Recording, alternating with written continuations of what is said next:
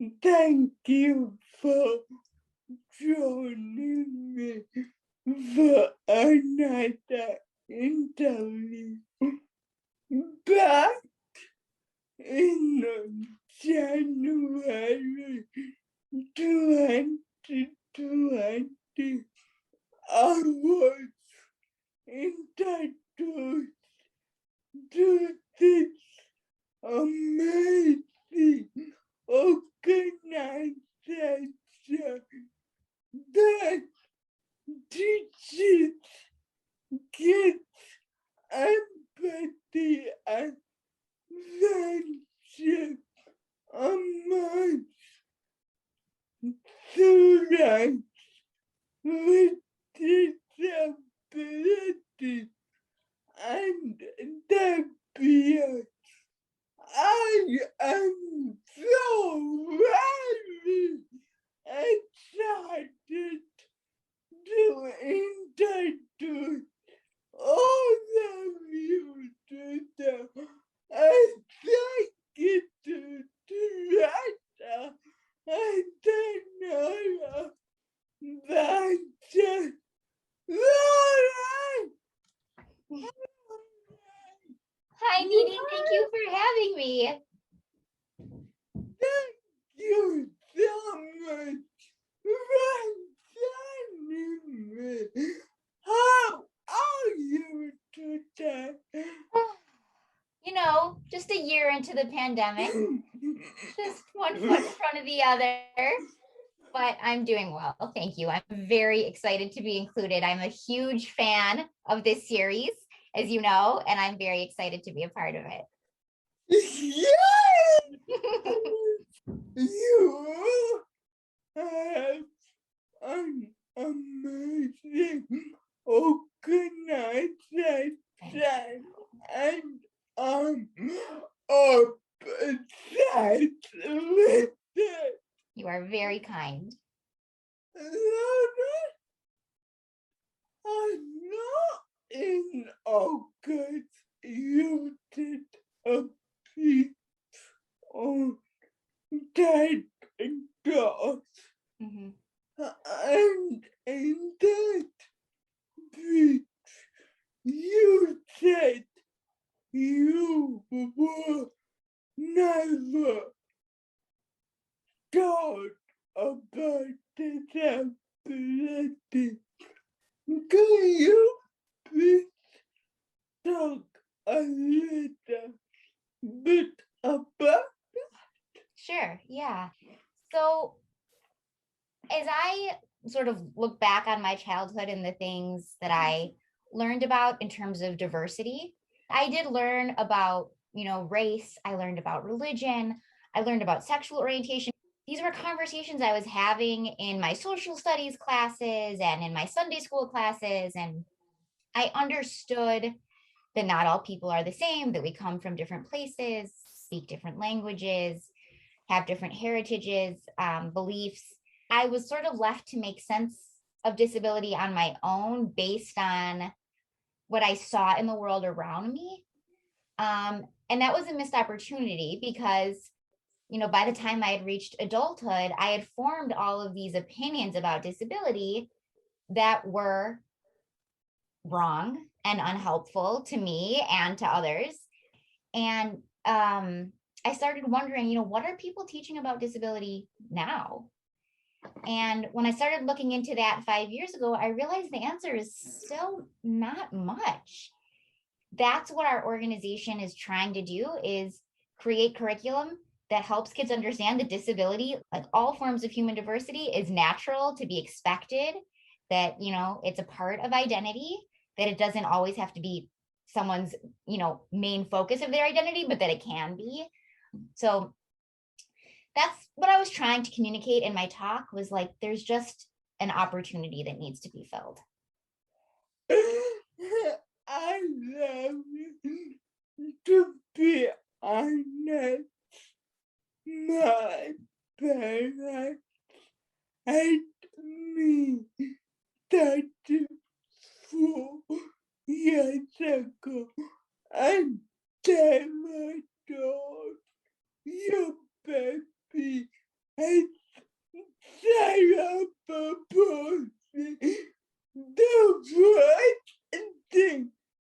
the I what is inside Right. No one taught me about this. Like, what is this? Yes,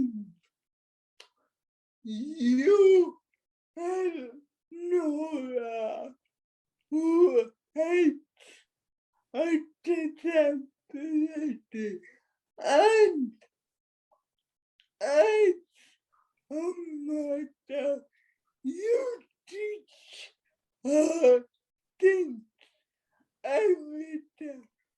But what has Nora taught you?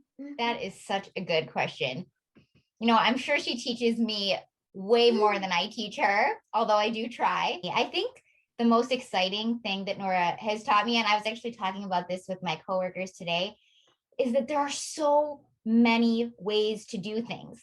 Like, I learned specific ways to do things. And so sometimes I think to try to teach her to do it my way, but my way won't work for her. But that doesn't mean she can't do it. It just means she's gonna figure out a workaround, or she's gonna figure out a new strategy. And it's amazing all of the systems that she's come up with to do things in really smart ways where I'm like, I should have done it that way from the beginning. The most important thing I've learned from her is just to sort of give her opportunities to figure out what works for her. Nora has taught me in her 6.5, which is wild. I can't believe she's almost 7 years, is that, maybe there is a standard progression in child development, but that doesn't mean it's necessary. Like, sometimes she'll skip things and move straight to a new skill. And so we just try to just be present and let her do her thing. So that's the biggest thing for me. Just that there isn't one way to do things. And just because I learned a particular way doesn't mean that that's the right way. It's just a way. That's very sweet. You have to meet her. I know you and I met just before the lockdown, so it hasn't been a great time, but you're going to love her. Yeah, I see her on Facebook. Yeah. Oh my God. She's adorable. Thank you. I think so too. But do you believe in putting a child with a disability in a better school? It's a really good question. It's a really hard question. Here's what I would say. I think the important question is not whether a child has a disability in deciding where they should go to school. The important question is, what does a child need in order to thrive?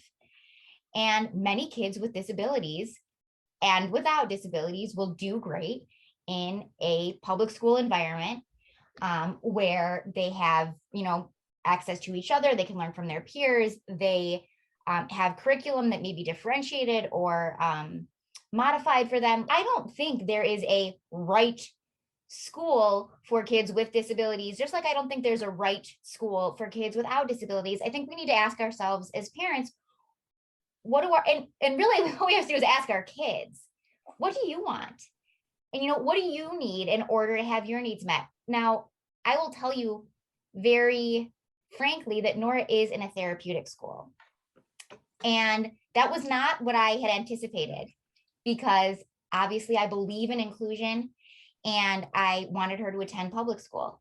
It's a combination of factors. And what a child needs is to be respected and to be treated in a dignified way and to be believed in and to attend a school where they can learn. And so I don't believe the easy answer is yes. If a child has a disability, you send them to a therapeutic school. No, absolutely not.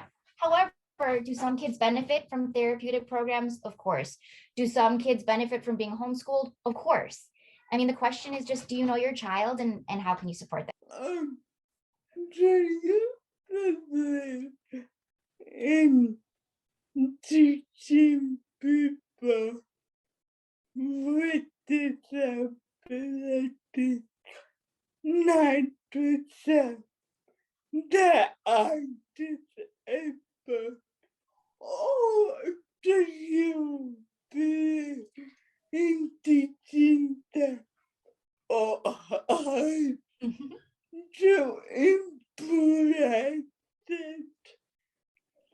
I am so proud of the disability community. It is a word and an identity that I find so motivating and energizing. And of course, I would never tell a child, or with a disability or without, not to use the word. There is no shame in disability. It's an exciting form of human diversity. It's a key to innovation. It creates new perspectives and new ideas, and there's so much to be proud of in the word and in the community. So I absolutely advocate using the word so much. And another reason I love the word disability is because it unites such a diverse group. I love that Nora has brought me into a community, of all different kinds of people. Yeah, I love people like you. Largely, what advice do you have for parents who are dealing with a child with a disability? It's a big question.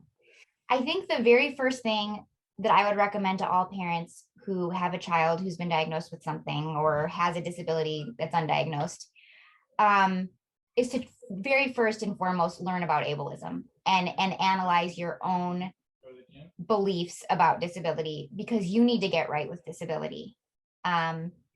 We were, my generation, I'm Gen X, you're a millennial. It sounds like you are 34. I just learned.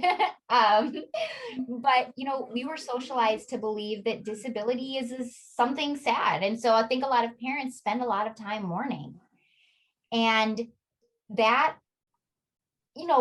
there's something that's necessary, and like, life being challenging and dealing with that. But bottom line is, learn about the disability community, learn about the movement, learn about ableism, really examine your own beliefs.